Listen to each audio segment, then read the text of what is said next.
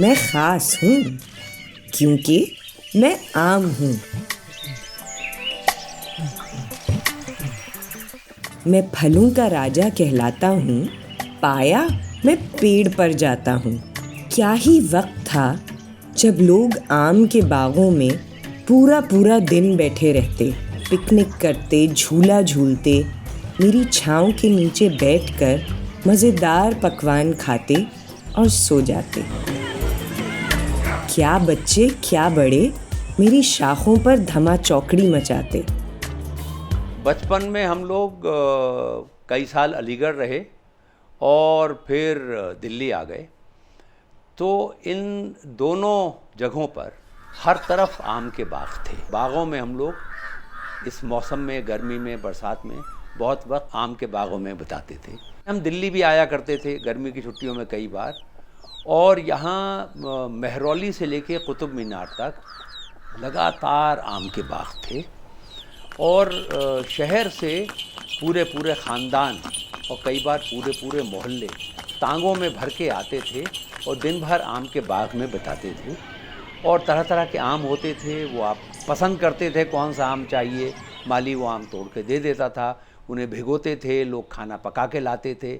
कई लोग अपने कुक्स को, महाराज को साथ लेके आते थे और वहाँ पूरियाँ छनती थीं और आलू की सब्ज़ी बनती थी। शहरों के लोग मुझे केवल फलों के ठेलों पर देखकर खुश हो जाते हैं, लेकिन असल मज़ा तो बागों में आता है, जहाँ चिड़ियों का चहचहाना है, जहाँ हवा के झोंके से मैं झूलता रहता हूँ।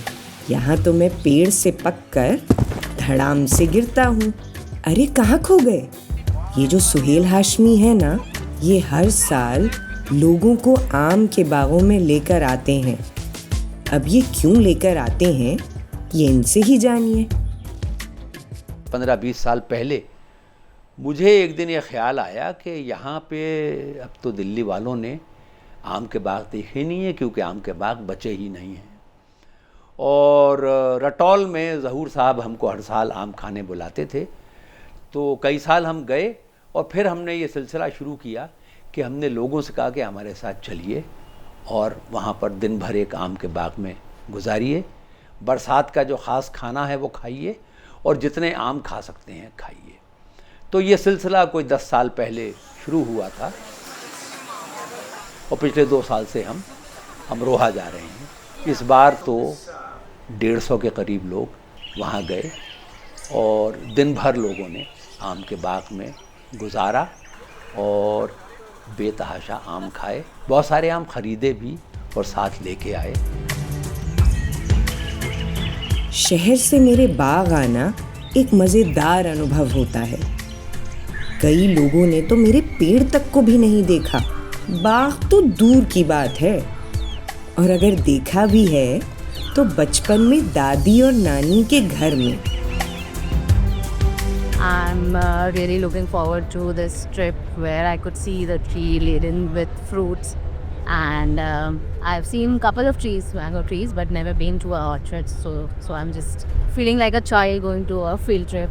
I am very excited about being able to go to a mango orchard and see what it is all about. I'm very excited to hear everything that sir has to tell us about it, and also excited to eat all the mangoes.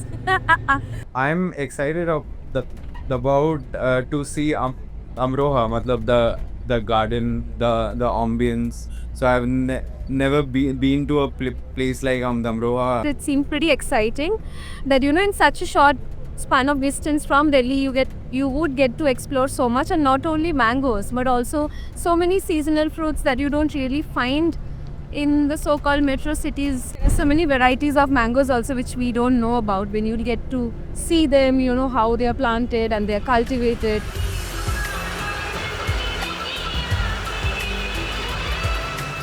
Delhi से अमरोहा का सफ़र शुरू हो गया है और साथ ही 90 के दशक का कोई दर्द भरा गाना जो बस के ड्राइवर ने चला दिया है।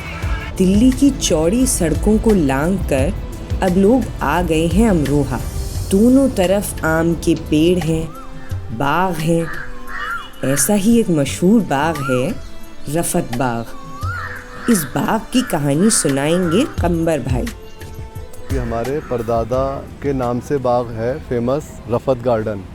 इसमें जो आपने देखा होगा बिल्डिंग बनी हुई है, ये 1935 की है। यहाँ रहते थे वो, मजिस्ट्रेट थे, स्पेशल मजिस्ट्रेट। यहाँ पर अदालत भी लगती थी।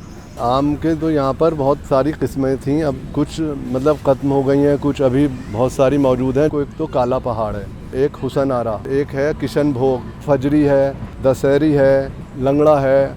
जो शुरुआत हुई थी इसकी, ऐसा हुआ था, हमारे भाई हैं आबिद अली खां जो प्रोफेसर हैं एएमयू में, तो उन्होंने अपने स्टाफ का एक प्रोग्राम किया था, तो उसमें सुहेल साहब भी आए थे। तो उन्हें बहुत पसंद आया, बोले मैं आपके बाग में प्रोग्राम करना चाहता हूँ। पहली बार आए थे लोग, तो इतनी बारिश थी वहाँ पर, सुहेल साहब के प्रोग्राम से हमारा रफ़त गार्डन बहुत फेमस हो गया है। पिछले बार के मुकाबले इस बार डबल वैरायटी लगाई थी। सुहेल साहब का शुक्रिया करना चाहता हूँ। सुहेल साहब ने एक मैंगो के वो प्रदर्शनी वो शुरू की है, उससे हमारे मतलब रफ़त गार्डन का बहुत अच्छा रेस्पॉन्स मिला है।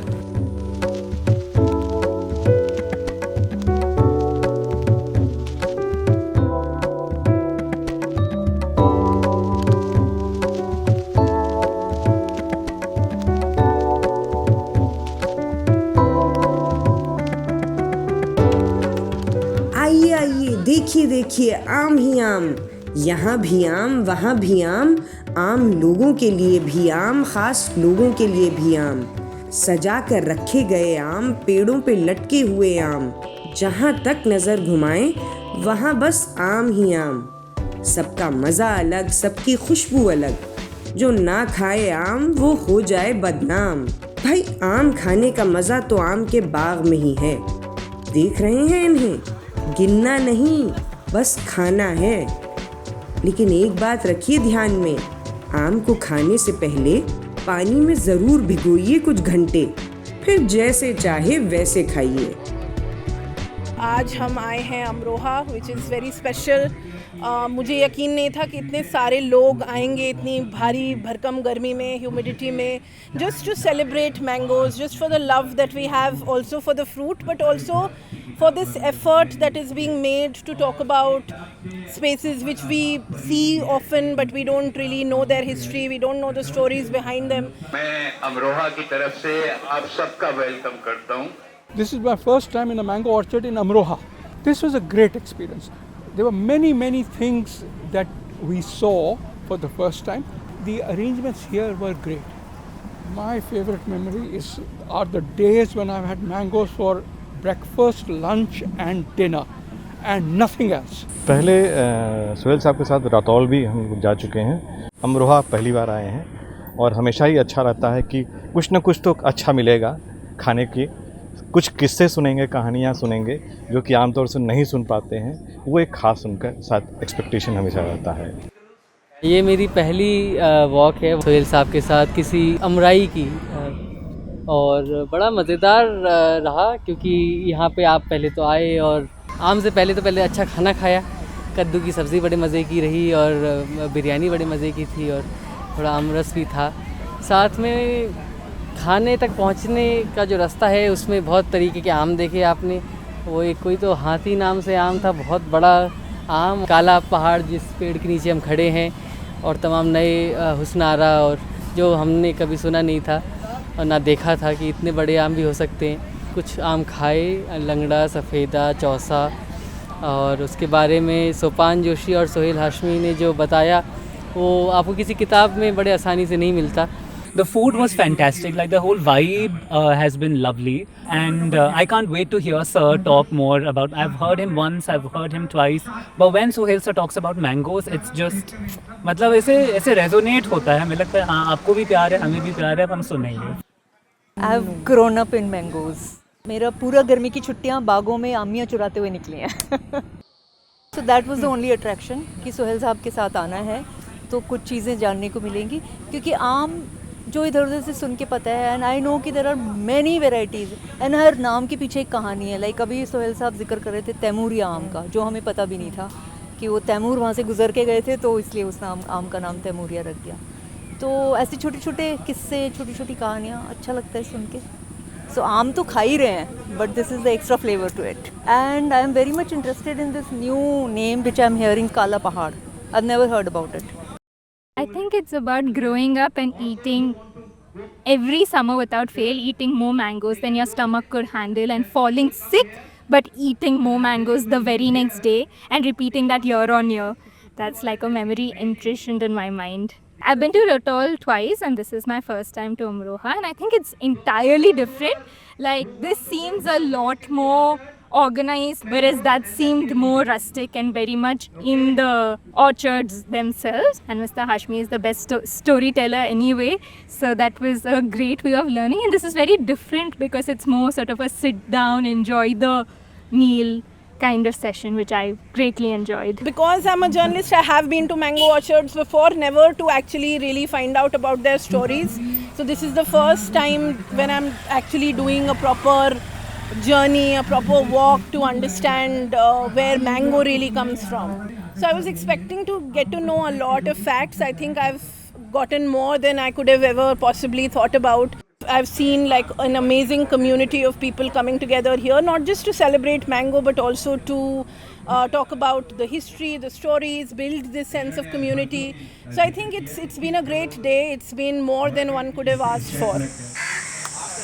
आमों के बागों में इसलिए जाना ज़रूरी है कि जो आम बाज़ार में आते हैं वो जो पूरी जो कैपिटलिस्ट इकोनॉमी है उसके अंदर कुछ आम सेलेक्ट कर लिए गए हैं और वही आम यहाँ पहुँचते हैं, और ये ज़रूरी नहीं कि वो बेहतरीन आमों में से हों। जो सबसे ज़्यादा फल देने वाले पेड़ हैं उनकी ही कल्टीवेशन ज़्यादा हो रहा है, लेकिन अब मखसूस है, ख़ासुल ख़ास है, हकीमुद्दीन गोला है, बादशाह पसंद है, तैमूरिया है और रटौल है, सरौली है, ये आम तो दिल्ली पहुंचते ही नहीं। तो अगर आपको उन आमों का मज़ा लेना है तो आपको बागों में जाना होगा, और ये दुनिया भर में लोग जाते हैं फ्रूट गार्डन्स के अंदर। इसको अगर हमारे मुल्क में सिस्टमेटिकली प्रमोट किया जाए तो ये भी पॉसिबिलिटी है कि आमों की बहुत सारी ऐसी वैरायटीज़ जो आसानी से नहीं मिलती हैं उनकी डिमांड बढ़े और वो भी उनका भी कल्टीवेशन लार्ज स्केल पे होना शुरू हो, तो जो पूरी इकोनॉमी है आम की वो भी इम्प्रूव होगी अगर लोग आम के बागों में जाना शुरू करें। और मज़ा तो जाहिर है नए फ्लेवर्स का, नए तरह के आमों का, उसको तो मिलने का तरीक़ा सिर्फ ये है कि आप उन आमों के पास जाएं। आम तोड़ना भी एक कला है। देखिए तो लोग कितने मज़े से देख रहे हैं। कुछ तो आज अपने बचपन का शौक भी पूरा कर रहे हैं। बागों की हवा, चिड़ियों की आवाज़ और ऊपर से मेरी अलग अलग किस्मों की खुशबू, ये मिलेगा कहीं और? ये हो गई मेरी छोटी सी कहानी। अब आप लोग भी तो कहिए दो शब्द मेरे बारे में। Oh my God. Okay. That's a horrible question because there's so many. I'll share a memory that I have with a mango, which is that in 2021, after COVID, my maternal grandmother was living with us at home in Delhi, and she loves mangoes and she knows all about mangoes. So every afternoon, as we were all recovering, we would sit down and just eat mangoes and chit-chat and gossip about the world. It's mango season now and she's not with us right now and I'm missing her very much. So that's all mangoes are my favorite when it's my nun. I love Dussehri, I love Langda. How difficult it is to grow you, but once you are fully grown, how delicious you are. चूँकि मैं बनारस का रहने वाला हूँ, इसलिए पसंद तो हमेशा लंगड़ा ही रहेगा। बना रहे लंगड़ा हमेशा निरंतर। मेरा पसंदीदा मैंगो शायद सारे यूपी वाले जो हम हैं, कानपुर से मैं हूँ, दशहरी लगता है मुझे। वो हमारा स्टेट मैंगो है, ललन टॉप आम है, क्योंकि वही खाया है हमने तो बचपन से खा के जो फोड़े फुंसी हुई है हमें, और उसके लिए इतनी दवाई लगा के, घी लगा के हमने उसे ठीक किया है। तो वो सबसे मेमोरेबल है, क्योंकि दर्द ये हम सब सिटीज़ में पैदा हुए बड़े हुए, तो वहाँ वो पेड़ पे चढ़ के आम तोड़ने का जो रिवाज है वो हमने अदा नहीं किया है। My favorite till now, whatever I have tasted, so my first favorite is Bambaiya and second is Ratol. the most basic mango, it's the Alfonso, without doubt. It would be to the Alfonso, which is to say, people may call you overrated, but you are most definitely very dearly loved. I love Dasheri. If I were to send a message to Dasheris, I wish that they were growing in my backyard and I could pluck and eat them every single day. पसंदीदा आम तो बड़ा मुश्किल है कहना। जिस वक्त मैं जो आम खा रहा होता हूँ आमतौर पे वो मेरा पसंदीदा होता है। तो अब सरौली मिलना बंद हो गया है। सरौली मुझे बहुत पसंद है, लेकिन उसके अलावा दशहरी है, लंगड़ा है, चौसा है। और जब से रटौल और अमरोहा जाना शुरू किया है तो रटौल समेत कुछ नए आम भी हमको मिलना शुरू हुए हैं। इस बार हमको एक आम मिला जो काला पहाड़ कहलाता है और मखसूस है, ख़ासुल ख़ास है। एक आम मिला जिसका नाम नादिर है, किसी गांव के नाम पर है, साथ में उसमें नादिर जोड़ दिया गया है। नादिर का मतलब होता है रेयर, लेकिन क्या लाजवाब फ्लेवर है। तो ऐसे बहुत सारे आम से हम भी हर बार कुछ नए आमों से इंट्रोड्यूस होते हैं। आमों के नाम क्या मैसेज भेजा जा सकता है सिवाय इसके कि कुछ भी हो बचे रहो और ऐसे ही फलते फूलते रहो।